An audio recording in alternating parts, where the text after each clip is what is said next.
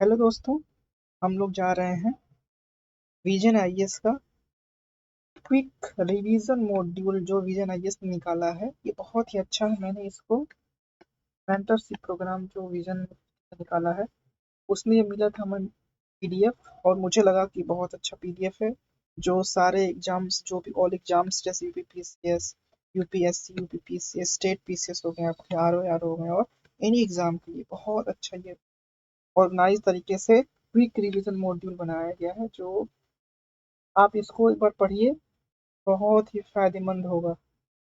जैसे मैंने हिंदी का बना दिया है, हिंदी का बना रहा हूँ धीरे लेक्चर्स, और ये इंग्लिश में है। इंग्लिश का मैं लेक्चर्स अपलोड करूँगा और हिंदी का भी। तो चलिए स्टार्ट करते हैं। देखिए, कॉन्स्टिट्यूशन प्रियम्बल हम लोग ज़्यादा स्टार्ट करने आज। कॉन्स्टिट्यूशन ऑफ इंडिया जो हमारा है, इसमें प्रियम्बल में सबसे पहले लिखा गया है सोर्स अथॉरिटी ऑफ कॉन्स्टिट्यूशन में क्या है, पीपल ऑफ इंडिया। इसमें क्या क्या दिया है, sovereignty, socialist, secular, democratic, Republic, ये सारे दिए हुए हैं। इसके बाद आपको देखना है कि जो जस्टिस है वो कितने टाइप का दिया है। There are 3 types of justice, social, economic and political. 5 types के आपको दिए गए हैं। लिबर्टी दिए गए हैं,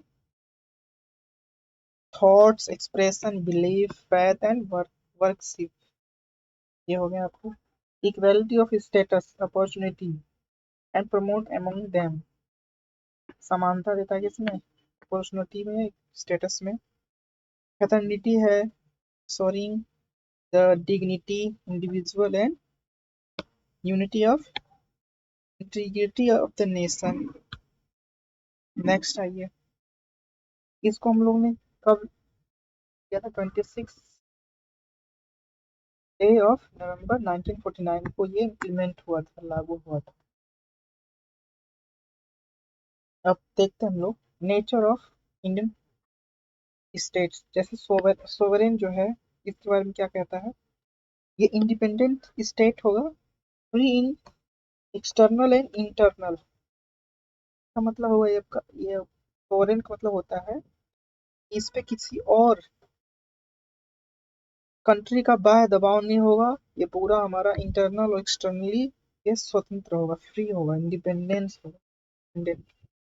no domination of other nation. इसका मतलब ये हुआ इस पे किसी और का डोमेन नहीं है, ये पूरा स्वतंत्र है।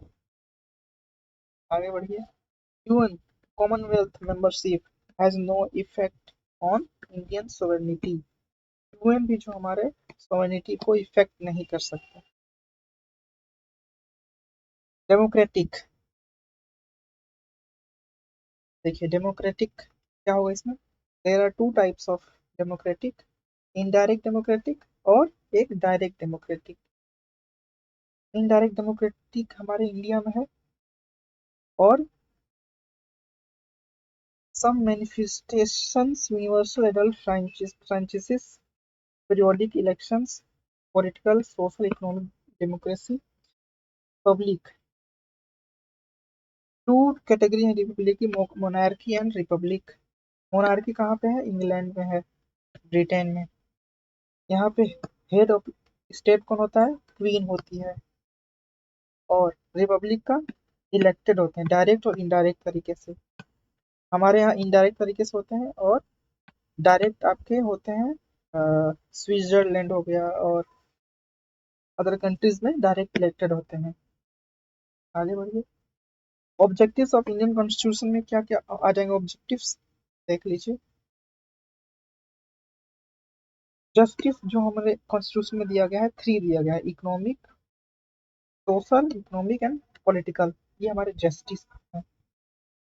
Equal treatment of all citizens, distinctions, इसमें कास्ट रिलीजन में सबको किसी भी तरह का भेदभाव नहीं किया जाएगा। इकोनॉमिक में भी वेल्थ, इनकम, प्रॉपर्टी में किसी तरह का भेदभाव नहीं होगा। पॉलिटिकल में all citizens have equal political rights. Okay, liberty, equality and fraternity में क्या दिया गया है, ये फ्रेंच रेवोल्यूशन से लिया गया है। Union of Trinity, one can not be divorced from the other two। इसके बाद देखिए लिबर्टी। लिबर्टी क्या होता है? absence of restraints on activities of individuals, providing opportunity development। individual persons को क्या करेगा? opportunity development और अपॉर्चुनिटी और डेवलपमेंट प्रोवाइड करवाएगा। लिबर्टी किसकी है? थॉट की, एक्सप्रेशन की, फैथ की, बिलीफ, वर्शिप की। आगे देखिए इक्वेलिटी। इक्वेलिटी में क्या क्या हो जाएगा? स्पेसिफिक प्रिविलेज और एनी सेक्शंस ऑप्शंस जो है इनका ऑप्शंस में इक्वेलिटी वो इनको मिला गया है।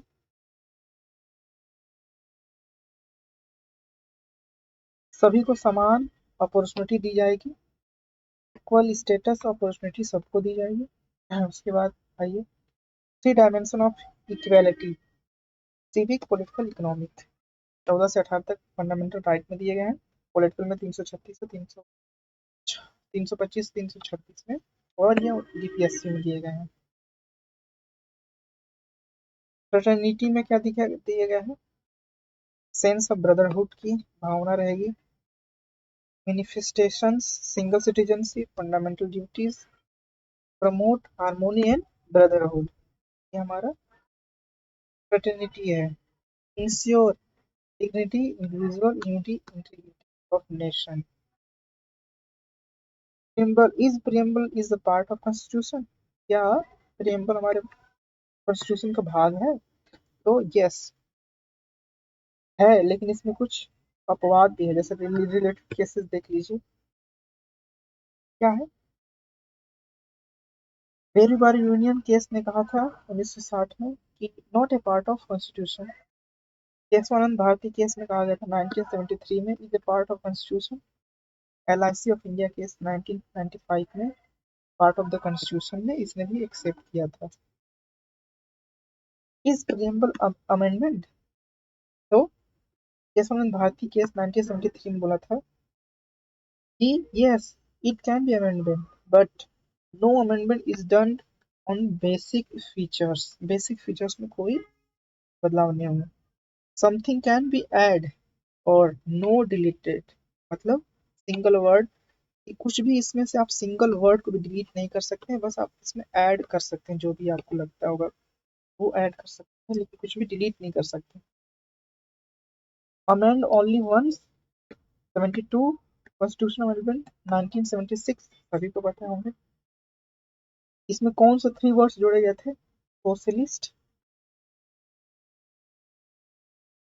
सेकुलर एंड लास्ट में इंटीग्रिटी।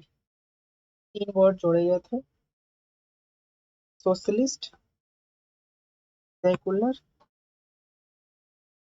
And integrity. सोशलिस्ट मतलब जानते ही होंगे, सोशलिस्ट मतलब होता है समाजवादी। इसमें क्या होगा? Public private sector consist mixed economy. Mixed economics में आ जाता है ये समाजवादी। जैसे नो कम्युनिज्म जो है सोशलिज्म इसमें नहीं है, इसमें पिक्चर्स ऑफ है। Blend of Marxism and Gandhism, heavy tilt towards Gandhi socialism. गांधीवादी समाजवाद को लिया गया है। DPSP also associated connotation. Secular means क्या होता है?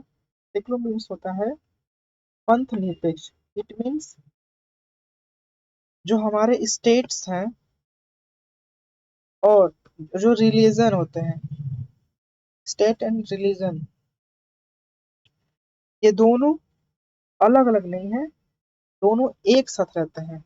लेकिन फ्रांस वगैरह में स्टेट एंड रिलीजन को अलग कर दिया गया है, बट इंडिया में दोनों एक साथ चलते हैं। All religion have same status supported from state. Article 25 to 28 तक fundamental rights for freedom religion दिया गया है। इंटीग्रिटी, इंटीग्रिटी में क्या क्या आ जाएंगे आपके? ऑल स्प्रिट इंटीग्रल स्ट्रक्चर, जैसे diverse caste, class, region, religions, language, sex, ideologies, ये सब आ जाएंगे इंटीग्रिटी में। सिग्निफिकेंस ऑफ प्रीएम्बल क्या क्या है? Preference, essence, soul of constitution. इसके बाद embellish basis philosophy, fundamental values, ये है। अब इसको एक बार देख लीजिएगा।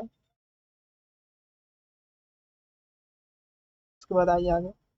सम रिलेटेड फैक्ट्स, जैसे फिल द पैसेज।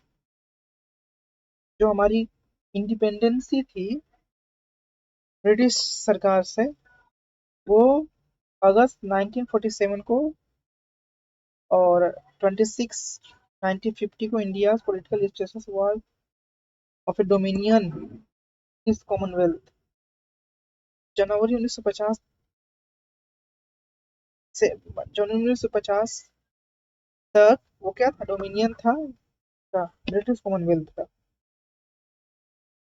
फिर British dominion on 26 January 1950 declared herself as sovereign public है। पाकिस्तान कंटिन्यूड रहा 1956 तक, लेकिन हमने कब तक?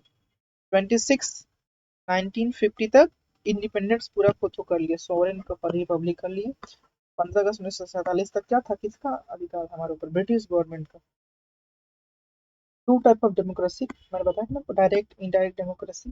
डायरेक्ट डेमोक्रेसी कहाँ कहाँ है? स्विट्जरलैंड में है डायरेक्ट डेमोक्रेसी। तीन होते हैं आपके, जैसे रेफरेंडम, रिकॉल, इनिशिएटिव एंड प्लेसिसाइट, ये होते हैं आपके। रिफरेंडम में क्या होता है? Sorry for that. Direct votes दिए जाते हैं लोगों के द्वारा। रिकॉल द्वारा उन्हें वापस बुला लिया जाता है डेट से पहले। इनिशिएटिव मतलब क्या होता है? लेजिस्लेटिव एक्सचेंज, बिल को भी वो चेंज कर सकते हैं लोगों की सहमति से। प्लेसिसाइड्स क्या होते हैं?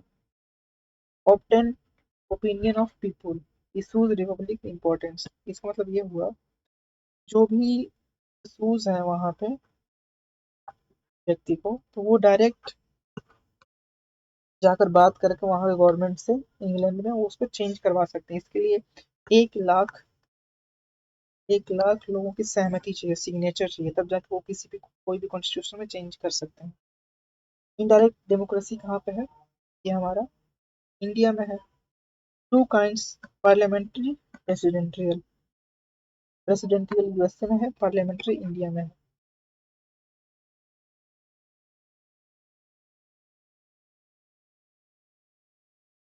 बस ये आपका कॉन्स्टिट्यूशन कंप्लीट हो गया।